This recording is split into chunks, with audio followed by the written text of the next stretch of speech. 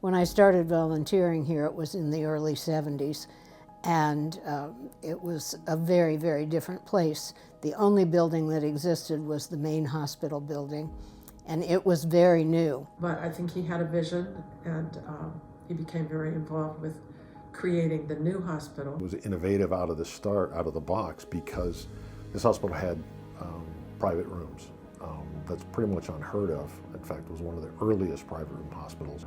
They were talking about, could they do this? How would they do this? What would be involved? That sort of thing. It's just really one of my nicest memories of my youth. We've started from the ground up, literally, so we needed to do some serious fundraising for years and years and years. Small hospital, I think, has mattered to me, and with the care that you get in a small hospital. Everybody knows it's the hospital. You know, it's not like there's 6 hospitals in Pittsburgh and you have to go to whichever one. It's the hospital. From humble beginnings in 1898, Armstrong County Memorial Hospital has grown into the exceptional facility you know and rely on today. Ours is a story of many individuals coming together to create something truly remarkable.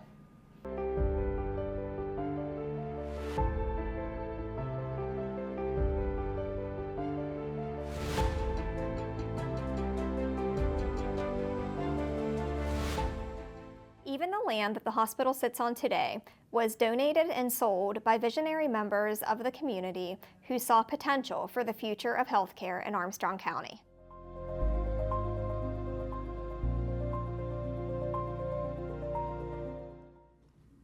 The beginning of ACMH was in 1898 when typhoid fever struck. Through the efforts of Dr. Charles and Dr. Sam Jessup, a makeshift infirmary was established, and the Katanning Hospital was soon affiliated with the infirmary. Dr. Jessup quickly began to campaign for a permanent hospital. In the spring of 1899, the board purchased the home of Marie E. Schaefer at the corner of Mulberry and South McCain Streets for $4,000.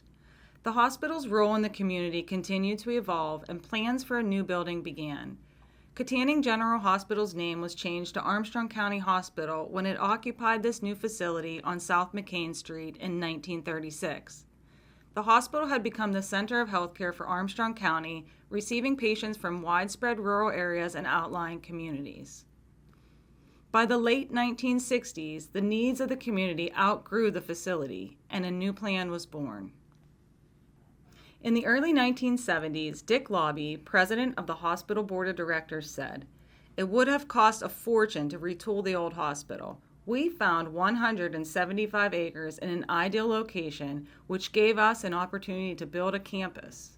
The Katanning Hospital has a great history, and people have many memories.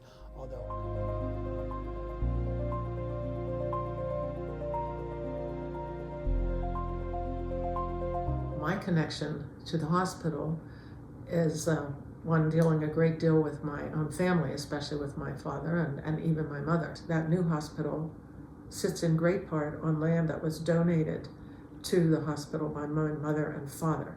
It's about 25-point-something acres of land. And where the hospital sits now, and a lot of the doctor's offices that curve around, that was my parents' property, which they donated to the hospital.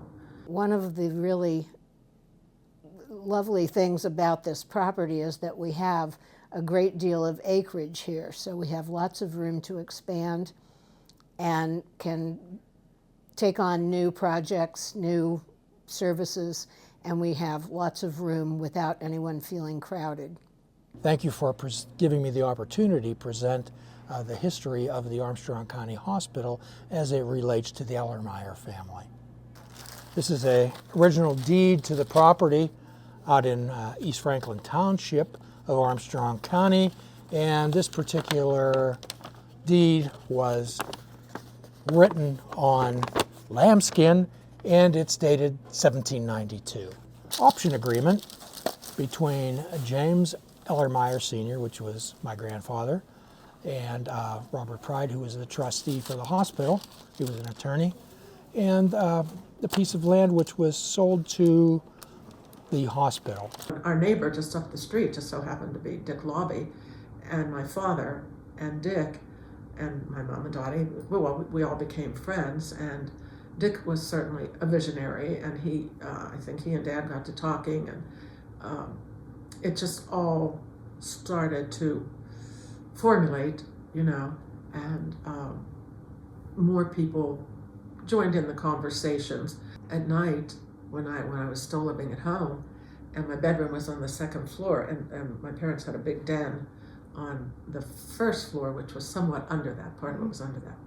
And I could hear them at night, especially when Dick Lobby had just a most wonderful laugh, and I could hear him laughing, and my dad and some of the men talking, but that's what they were talking about. They were talking about, could they do this? How would they do this?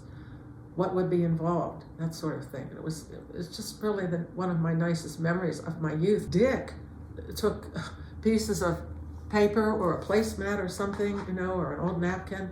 He was actually drawing things sometimes that would become reality when put into the hands of an architect. And he himself knew a great deal about building. It was just a special time, and those are special memories, and big things happened, I think.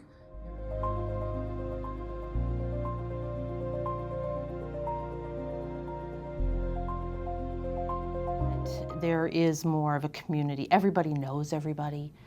Even the volunteers at the front desk, if you ever watch them, 1 out of 5 people that come in the front, they don't know. All the rest they do. So there's that attachment, and everybody knows it's the hospital. It's not like there's 6 hospitals in Pittsburgh and you have to go to whichever one. It's the hospital. And I've worked in behavioral health since 1986. It'll be almost 40 years.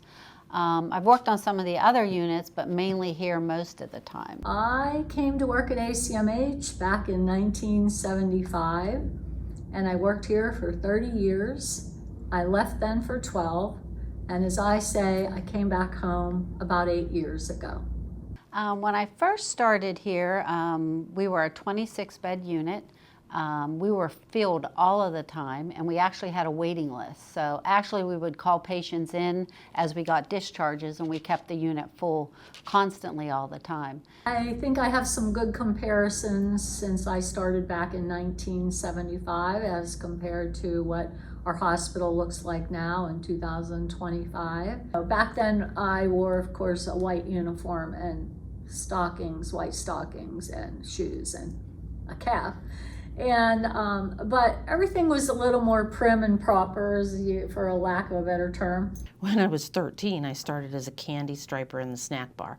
Volunteering has always been something I've been very passionate about. We were away from Katanning in the Navy for 27 years, and I volunteered and worked as a nurse all the time we were gone. So when we came back to where I grew up, I came back and volunteered. I guess there's been a lot of moments, and we always say in psychiatry that a lot of us could write books with the things we've seen with psychiatric patients.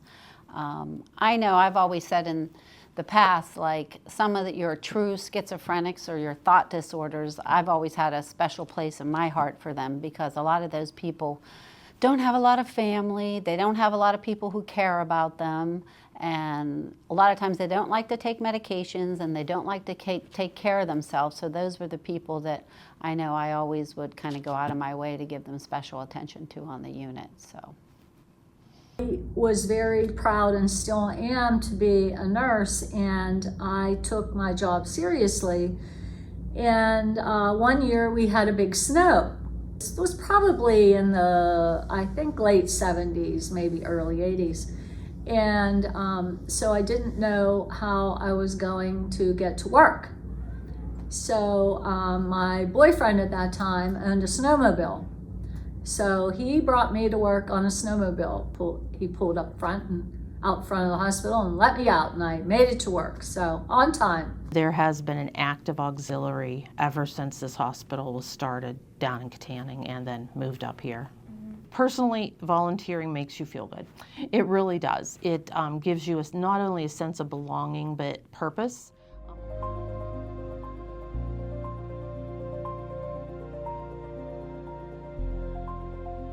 When I started volunteering here, it was in the early 70s, and it was a very, very different place. The only building that existed was the main hospital building, and it was very new. Some people don't know this. This organization actually was recognized in its early build as a sort of a hospital of the future. It was all electric.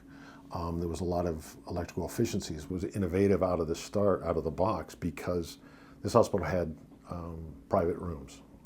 That's pretty much unheard of. In fact, it was one of the earliest private room hospitals. The campus began with just one building and very rudimentary access, road access. It's improved enormously over the years.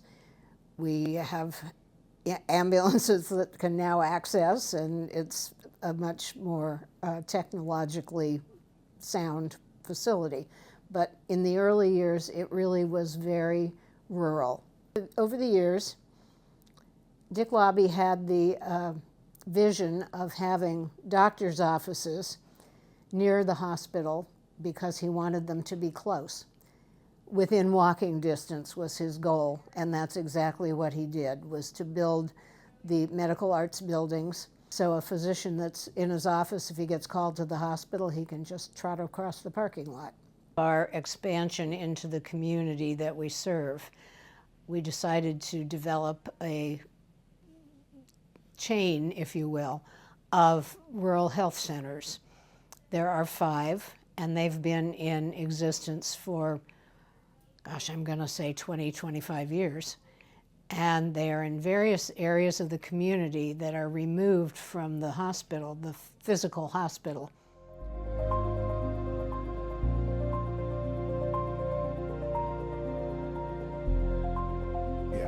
In 1985, the emergency department was about half the size it is now.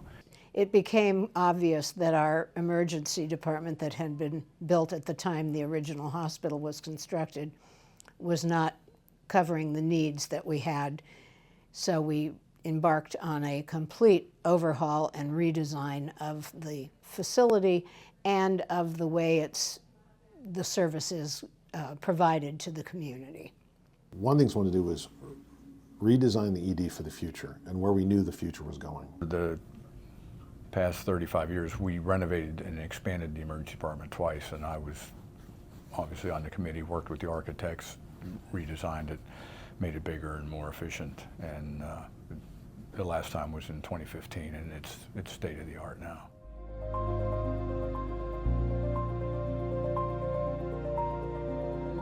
Our cancer center is a big addition to our hospital. And back then we did not have a cancer center. We actually treated our patients up on the medical units.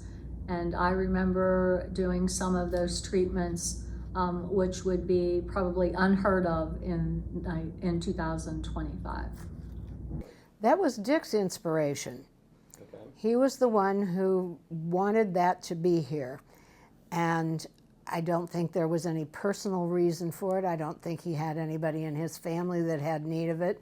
It was just something that he felt we needed in order to become a well-rounded medical facility.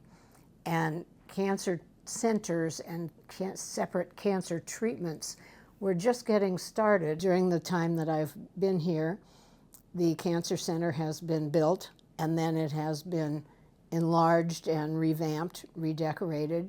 Several years ago, we as an organization made the decision to expand and renovate our Lobby Cancer Center, and that was absolutely needed for our community. Cancer care is in very high demand, and we learned from our community that they want to receive their cancer care close to home, and we've been fortunate to be able to provide that care here. The unfortunate thing was we outgrew our space, and we made the decision to completely expand and renovate that location to not only provide a beautiful state-of-the-art facility, but also to have the space that our patients need to receive their care. If you look at the cancer center today, the space, the footprint has doubled in size. You know, our patients have their space to receive their care privately, but one thing we also learned was that our patients really like to interact during their cancer treatments. So, so they have that ability to be much more spread out and, and have their space, but also to be able to interact with, with some other folks that may be going through something similar, which again, as we have learned, is something that is very important to our community.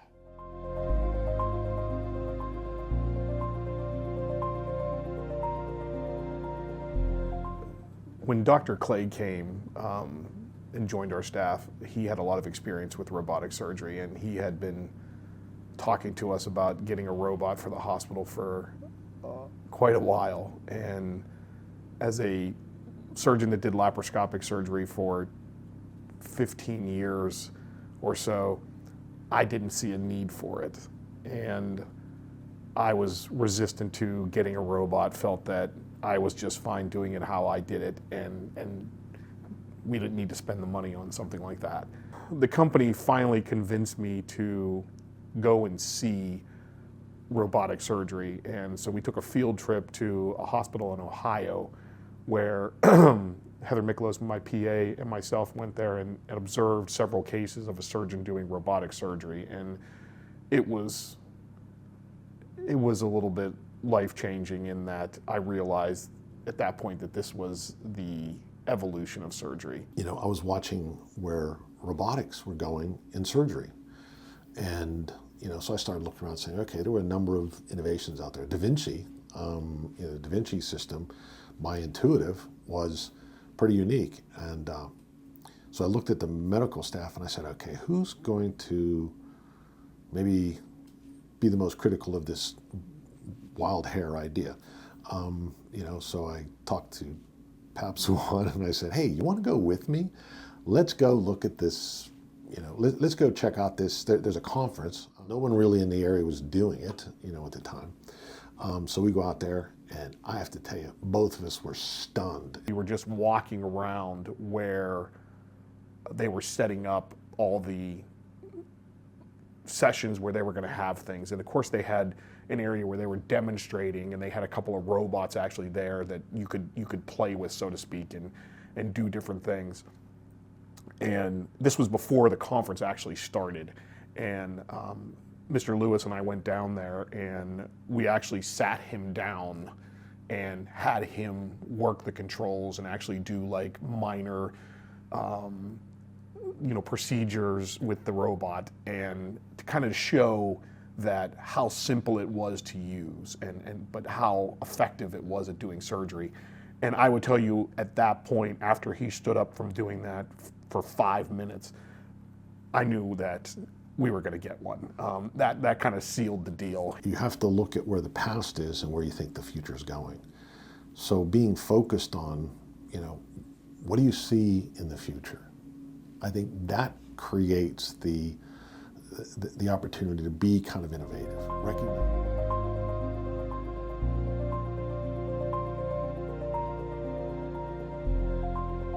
And when you think about rural healthcare and looking into the future, we have to keep all of those things in mind, and also know that it's essential, especially in a rural community, to keep the health care in our community.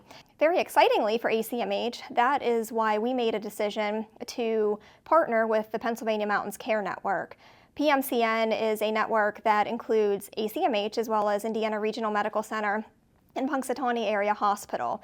And making that transition and joining PMCN is all about continuing to not only survive the challenges of rural healthcare, but to thrive into the future. But the small hospital, I think, has mattered to me, and with the care that you get in a small hospital. We are a lot like family here. We're working together a lot. We learn about each other's families. And so I think emotionally, we become involved, and that's what I have found out throughout the years here. ACMH has been shaped by those who have walked our hallways for many, many years, and I can't thank anyone who has spent time at ACMH, whether that be as a member of the medical staff, leadership team, frontline staff, the list goes on, but I can't thank them enough for everything they have done for ACMH in the past and to shape ACMH for the future. We are a hospital that thrives on community and have a lot of folks working here that have dedicated their life to not only healthcare, but their careers to working at ACMH. And I believe that is what makes us who we are, and that is why we have that community feel that we do when we are here at ACMH, because we really are a family. Underpinnings of the future are still similar to those that anchored Dr. Charles Jessup as he fought to create the hospital a century ago. The strategies may be increasingly complex, the technology is greatly advanced, but the philosophy of caring for the health and well-being of the community remains the hospital's core mission. Today, as a result of advancements in medical technology, training, and physical plant expansion, Armstrong County Memorial Hospital far surpasses what any of the founders could have ever imagined.